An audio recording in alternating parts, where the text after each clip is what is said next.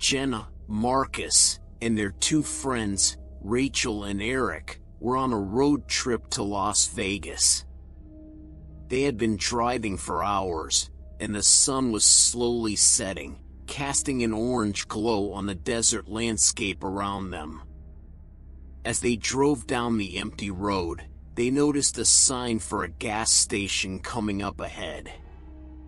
"We should probably stop and fill up before we get too far into the desert," Jenna suggested.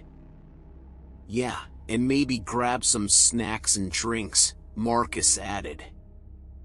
They pulled into the gas station, which was a small building with a few pumps outside. The place looked run down, and they didn't see any other cars or people around. As they stepped out of the car, they noticed a strange silence in the air. The only sound was the wind blowing through the nearby trees. They walked inside the gas station and were met with an eerie sight.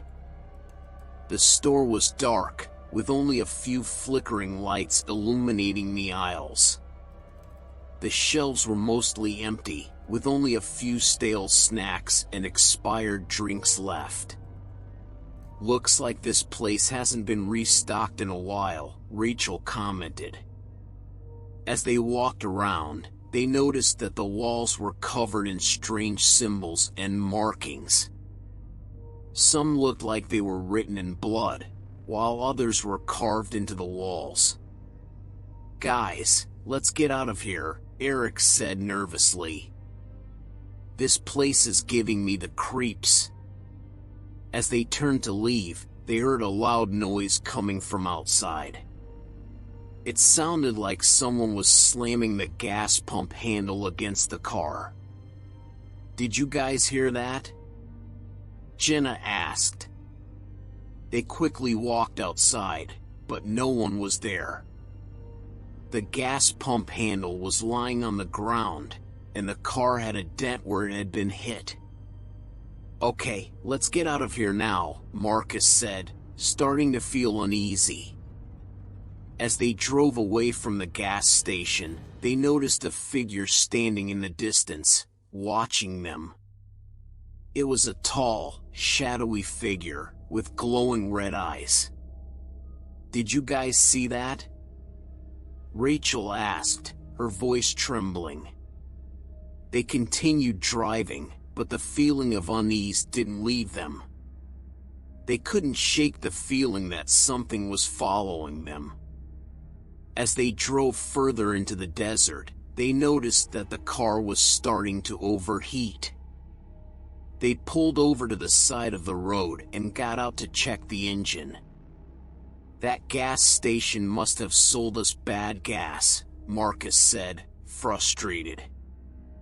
As they stood by the car, they heard a low growling noise coming from the bushes nearby.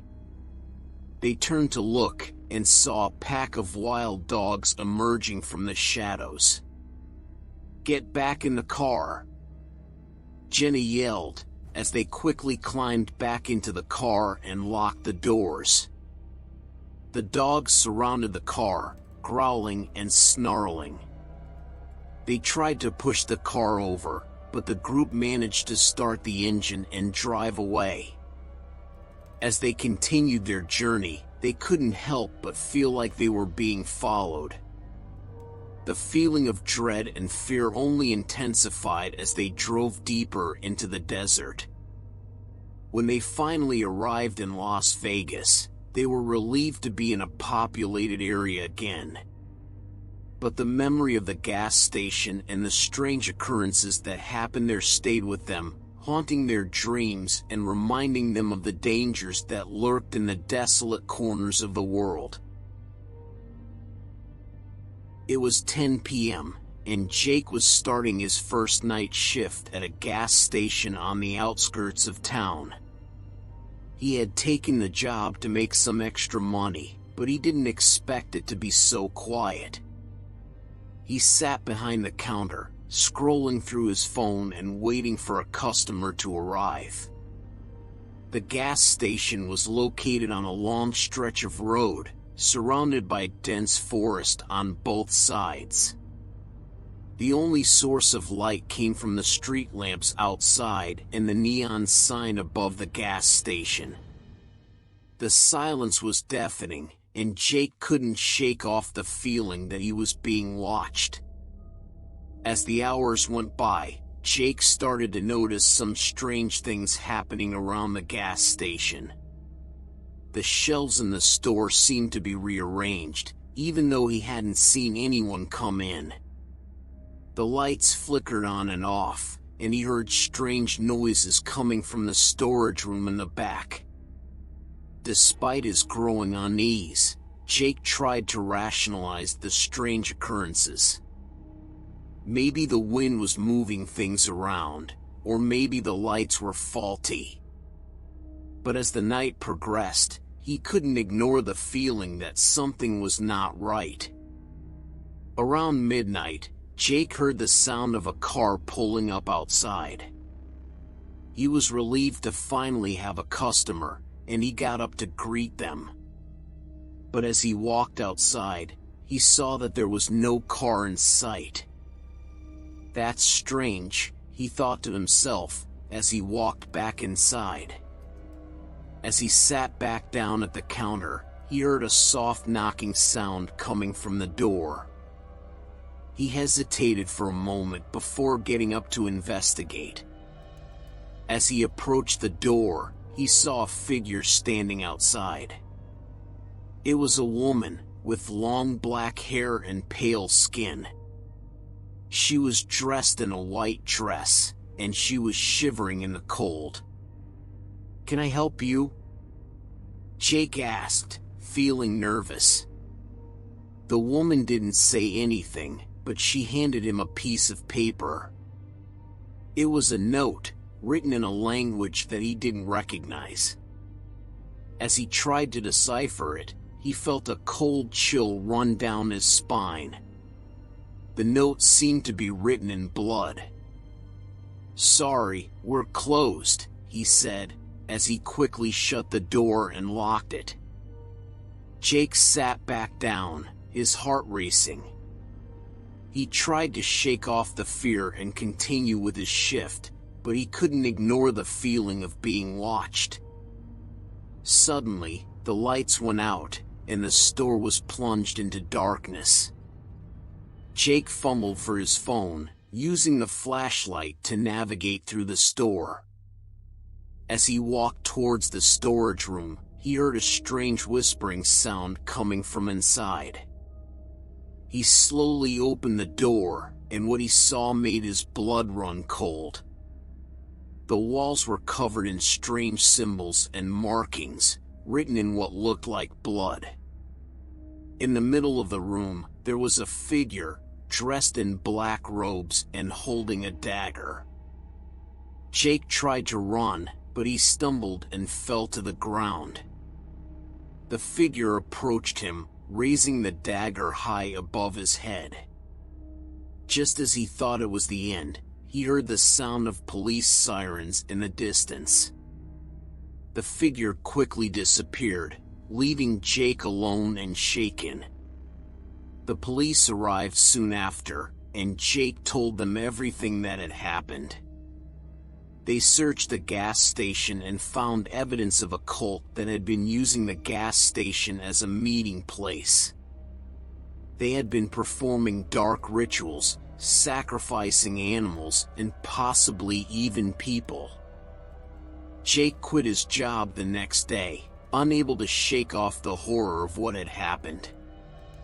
He learned the hard way that sometimes, the quietest places can hold the darkest secrets. It was a stormy night, and Mark was driving home from a late shift at work. The rain was coming down hard, and the wind was howling through the trees. His car was almost out of gas, and he was relieved when he spotted a gas station up ahead. As he pulled into the gas station, he noticed that there was no one else around. The gas station was dimly lit, with only a few flickering bulbs providing any light. Mark hesitated for a moment, but he was desperate for gas, so he got out of the car and walked towards the pump. As he filled up his car, he noticed a figure standing in the shadows, watching him. It was a tall man, dressed in a black suit and hat. His face was obscured by the shadows, and Mark couldn't see any features. "Can I help you?" Mark asked, trying to sound brave. The man didn't answer, but he started walking towards Mark. He was holding something in his hand, but Mark couldn't see what it was. Mark quickly finished filling up his car and got back inside. He locked the doors and started the engine, but the car wouldn't start. He tried again and again, but the engine wouldn't turn over. As he sat there, stranded in the gas station, he heard a tapping on the window. It was the man in the black suit, holding a crowbar. Mark could see the man's face now, and it was twisted into a sinister smile. Mark tried to call for help, but his phone was dead. He was trapped, with no way out. The man started hitting the window with the crowbar, trying to break it. Mark was terrified, and he tried to hide under the dashboard, but the man continued to attack the car. Suddenly, the man stopped and looked up. Mark could hear footsteps approaching from behind him. He turned around, and what he saw made his blood run cold. It was a group of people, dressed in black robes and carrying torches. They were chanting in a language that Mark didn't recognize, and they were surrounding the gas station. Mark was trapped, with no way out. The group started to set fire to the gas station, and Mark knew that he had to act fast if he wanted to survive. He kicked open the car door and started running towards the forest. He could hear the group behind him, chasing him through the trees. He stumbled and fell, but he quickly got back up and kept running. As he ran, he saw a light in the distance. It was a cabin, and he knew that he had to make it there if he wanted to survive. He finally reached the cabin, and he pounded on the door. A man answered, and Mark begged for help. The man let him in, and Mark collapsed on the floor. The group didn't follow him, and Mark was safe for the time being. He learned the hard way that sometimes, the most innocent-looking places can hold the darkest secrets. The small town of Millfield was always known for its friendly residents and quiet atmosphere. That all changed when a new gas station opened up on the outskirts of town. At first, the residents were excited about the new addition to the town. But as time went on, strange things started happening at the gas station. People who stopped there reported feeling a sense of unease and hearing strange noises. Some even claimed to have seen shadowy figures moving in the shadows. The owners of the gas station were a mysterious couple who kept to themselves. They never interacted with the residents, and the only time anyone saw them was when they were filling up their cars. One night, a young woman named Emily was driving through Millfield and decided to stop at the gas station to refuel. As she was filling up, she felt someone watching her. She looked around but didn't see anyone. Suddenly, she heard a voice whispering her name. She turned around, but no one was there. She felt a chill run down her spine and quickly finished filling up her car. As she was getting back in the car, she heard the voice again, louder this time. "Emily, don't leave," it said. Emily was terrified and quickly drove away from the gas station. She thought it was just her imagination, but she couldn't shake the feeling that something was wrong. Over the next few weeks, more and more people reported strange experiences at the gas station. Some claimed to have seen ghosts, while others heard voices or felt a cold breeze even though it was warm outside. The residents of Millfield became increasingly worried about the gas station and its owners. They decided to investigate and went to the gas station in the middle of the night. What they found was shocking. The gas station was actually a portal to another dimension, and the owners were using it to bring demons into our world. The residents realized that they had to act fast to stop the evil from spreading. They contacted a local priest who had experience with exorcisms and asked him to come to the gas station. The priest arrived and immediately went to work, using holy water and prayers to try and banish the demons. It was a long and grueling battle, but finally, the demons were defeated, and the gas station was closed down. The residents of Millfield were relieved that the danger had passed, but they knew that they could never forget what had happened. The gas station would remain a dark memory in their town's history. Emily never forgot her experience at the gas station, and she knew that she had narrowly escaped becoming a victim of the demons. She made a promise to herself to always be vigilant and never let her guard down again. The small town of Millfield would never be the same again, but the residents knew that they had come together to face a great evil and had emerged victorious.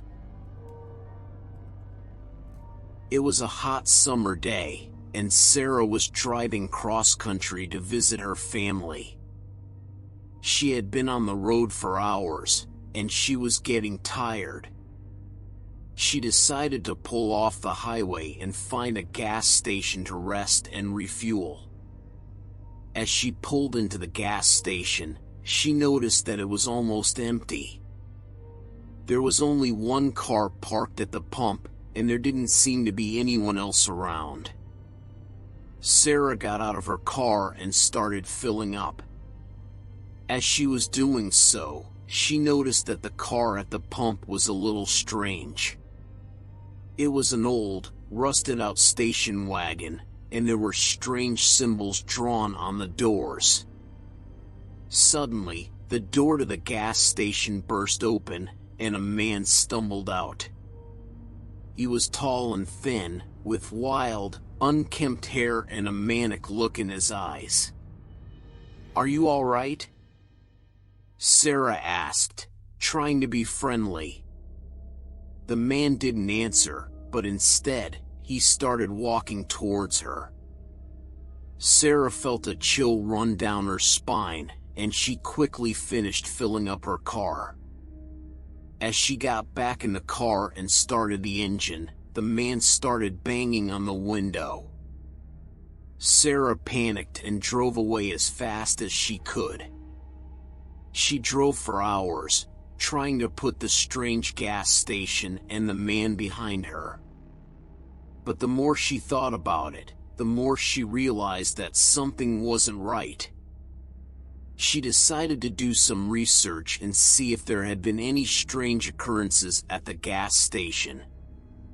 As she searched online, she found a news article from a few years ago about a cult that had been operating in the area.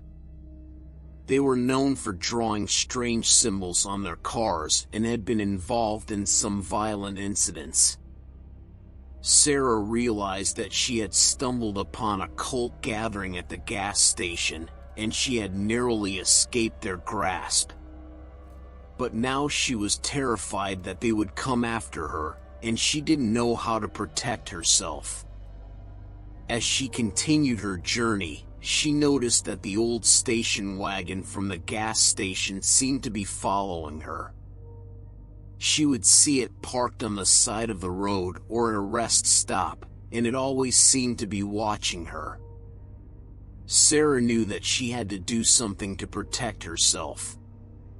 She decided to pull off the highway and find a hotel to stay in for the night. As she was checking into the hotel, she noticed the man from the gas station in the lobby. He was wearing a suit now and had cleaned himself up, but she recognized him from the gas station. Sarah tried to run, but the man caught up to her and grabbed her arm. She struggled to get away, but the man was surprisingly strong. He dragged her into a nearby room and locked the door. Sarah was trapped, with no way out. The man started to chant in a language that she didn't recognize, and she realized that she was in the hands of the cult. She was terrified, but she knew that she had to find a way to escape. She managed to grab a nearby lamp and use it to break the window. She climbed out and ran as fast as she could. She could hear the man and his cult chasing after her, but she kept running. Finally, she made it to a police station, and she reported the cult to the authorities. They investigated and found that the cult had been involved in several violent incidents and had been responsible for the disappearance of several people. Sarah was lucky to have escaped, and she learned that sometimes, the most ordinary-looking places can hold the darkest secrets.